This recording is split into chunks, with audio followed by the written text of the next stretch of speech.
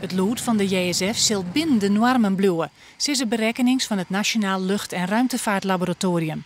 De JSF blijft wel rond binnen de loodskantoren die er lezen. Het lood wat ze broeken maken.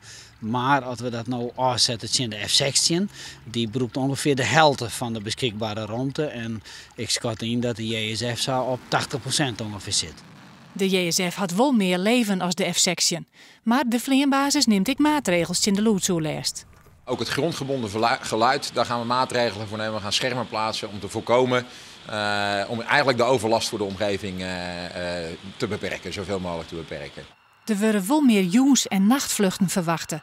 Op de orenvliegbasis van Nederland, Volkel, maar minder vliegen worden en daarom zullen ze uitwijken naar Ljouwert.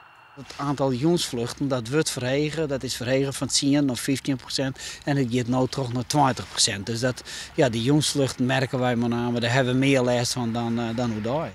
Maar nevens de vliegbasis hoeven de omwenners er net al te benauwd van te wezen. Er zal in de toekomst een spreiding komen van het aantal nachtvluchten. En inderdaad op Volkel eerst aan restrictie. Maar dat wil niet zeggen dat die automatisch naar Leeuwarden komen. Dat kan ook zo zijn dat we daarmee naar het buitenland gaan.